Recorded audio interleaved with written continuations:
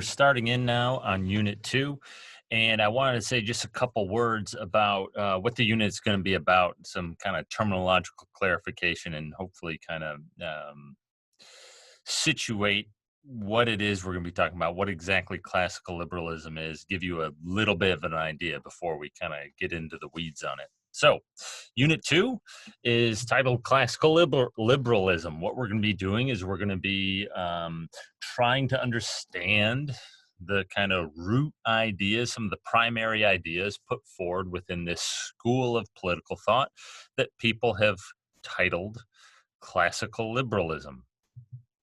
Now, because of that word there, liberalism, right? And I should also say the next unit, Unit 3, is on contemporary liberalism. And so what we're going to be looking at in this unit is two historical figures who were crucially important for liberalism. And then in the next unit, we're going to really focus just on one thinker, but we'll look at two actually. But we're really just going to focus on one guy, John Rawls, who are kind of John Rawls is a contemporary proponent of liberalism. So we have liberalism, we have a kind of classical version of it, which is this historical version of it, and then this contemporary version of it, right? And so units 2 and 3 are both on liberalism. That word liberalism can be very misleading because when we're talking about political philosophy or political theory, we don't use the word liberalism in the way that every other human being uses it. We use it in a very particular way. Every other human being, when they use the word liberal, they would say, oh, yeah, and it contrasts with conservative. You know, there are the liberals on the left and the conservatives on the right. That's what you think of when you think of liberalism or liberals. That's not what liberal means in this context. When people talk about classical liberalism or liberalism as a political philosophy, they don't mean liberal in the sense in which we usually use it. They don't mean liberal as opposed to conservative. They mean something else. Yeah? According to this gets even more confusing, right?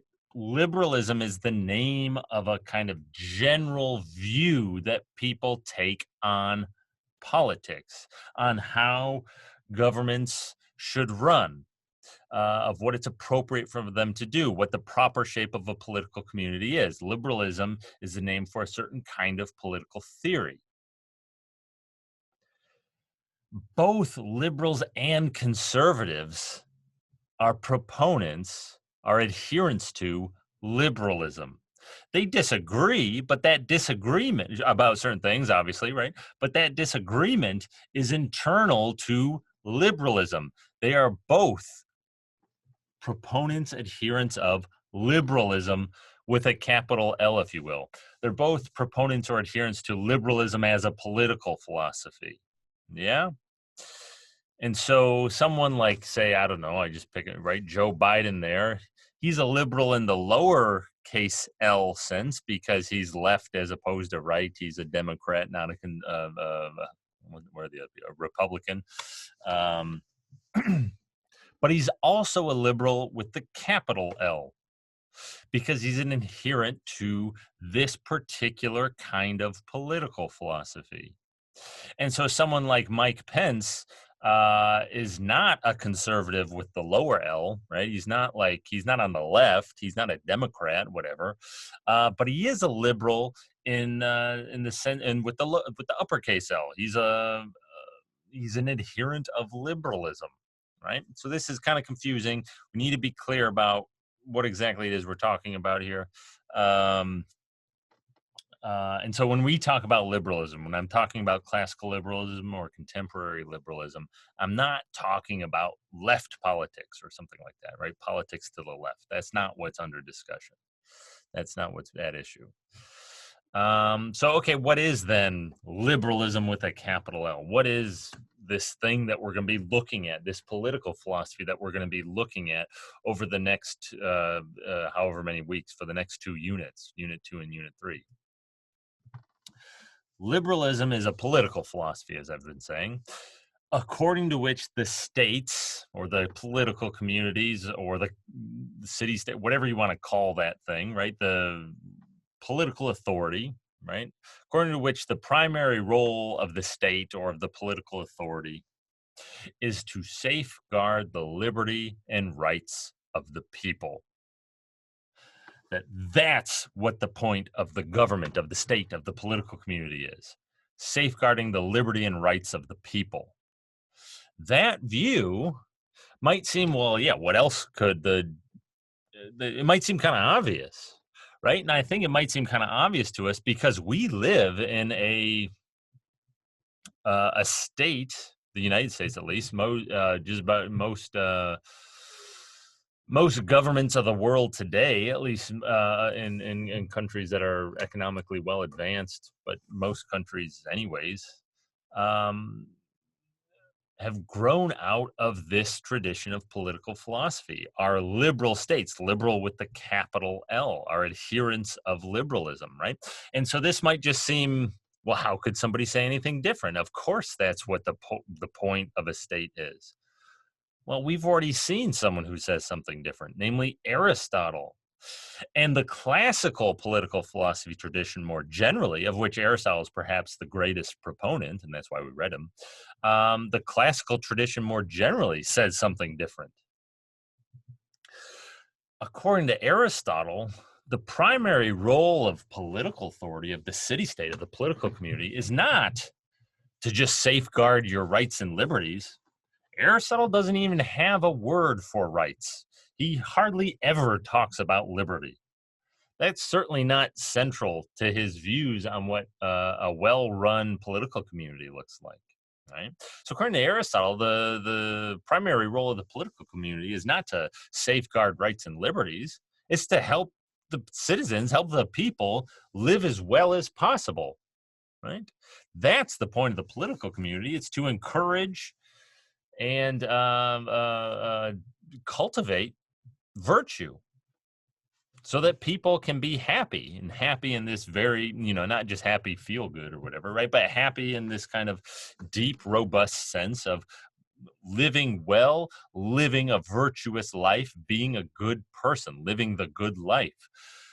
The political community is supposed to help the citizens develop a life like that and live a life like that.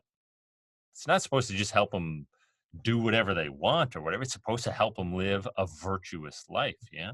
So that's a contrast.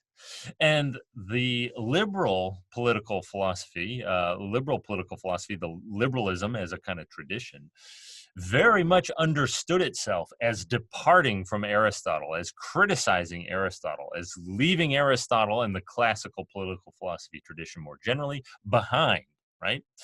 And so the first kind of proponents, if you will, of liberalism were fierce critics of Aristotle and classical political philosophy.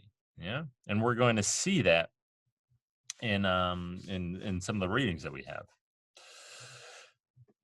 have. So hopefully this makes a little bit more sense now, right? Pelosi, Biden, and Bernie, Pence, Cruz, and Bush, they're all adherents of liberalism in one form or another, because they all think in some way or another that the state's primary role is to safeguard the liberty and rights of the people. Now, they might give the differences between them are going to be in terms of, well, what rights are we talking about? Which liberties? And which liberties or rights are more fundamental or more important, and so on, right? And so, for example, just to situate it in terms of the kind of modern political context, right? You're going to have liberals with the lowercase l saying women have a right to procure an abortion, and that is one of a very central right that the state needs to protect and safeguard. Yeah, that's what liberals in the lowercase l, Pelosi, Biden, Bernie, and so on. Conservatives, by contrast, would want to say, well, no, that's not a right at all. Women don't have a right to procure an abortion.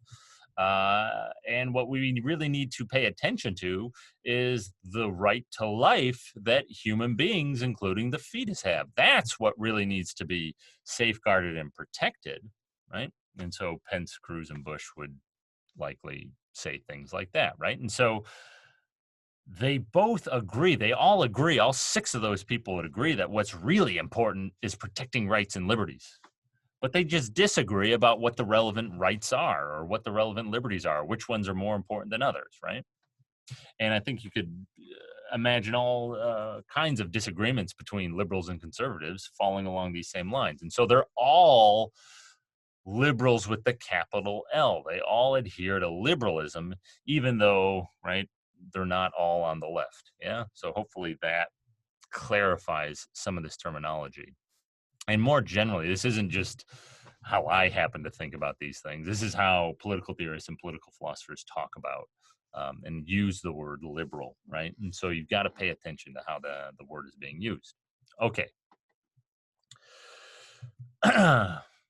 Just to give you a little bit of background, here are some of the most notable, probably the most notable, classical liberal philosophers, people who were helped develop this political philosophy.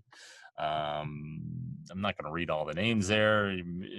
I trust that at least some of them are familiar, but I doubt all of them are to you. But those are kind of the big players.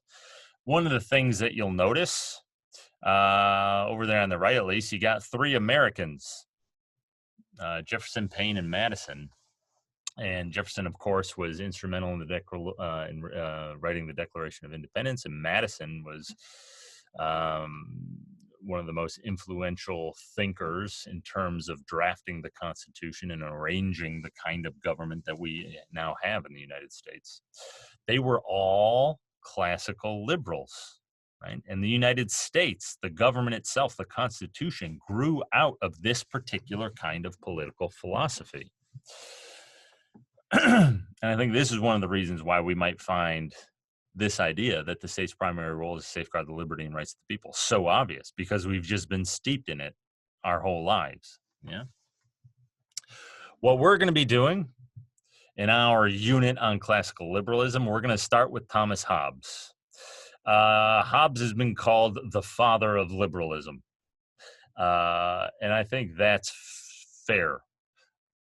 His ideas really get the ball rolling and really give shape to a certain view of politics that just becomes central to this liberal tradition. Now, there's a certain kind of, I don't know what you call it, a certain kind of curiosity about this, I guess, because Hobbes himself argues for an absolute monarchy. And you might think, well, that doesn't look like liberalism. That's not, I mean, absolute authority, right? And it's not. And so a lot of people want to say Hobbes is he's like a proto-liberal, or, you know, he's the kind of precursor to so he's liberal. He's a liberal in a sense, kind of, but it's a little shaky. But what we're going to see is that in his argument, in his attempt to justify something like an absolute monarchy, he actually ends up laying the groundwork for modern liberal democratic theory. And we're going to see how he does that when we turn to John Locke, because John Locke is very much influenced by Hobbes and takes over a lot of these ideas from Hobbes, but puts a kind of democratic spin on them, or at least attempts to, right? And so Locke is really something, you could call him like the second father, if you will, of classical liberalism, because he gives a view, his political philosophy. It's kind of the first and perhaps the strongest, I don't know, I don't mean to say that, I guess it's the first kind of real articulation of classical liberalism, of a political philosophy according to which the state's primary role is to safeguard the liberty and rights of the people. And Locke, some of you, he's probably one of the more famous names on that list. I trust some of you have heard of him before. He ends up being highly influential on people like Jefferson and Madison and Paine on these figures from the founding of the country who kind of shape the United States to the shape that it has, in the form that it has. Locke is hugely influential on them. Perhaps there's no stronger influence, in fact, on the founders than Locke. And so what we're going to be doing in Unit 2 is we're going to be examining Hobbes and Locke, trying to get an understanding of what classical liberalism is, what this view of political philosophy is. And then in Unit 3, we're going to look at like a contemporary version of these ideas.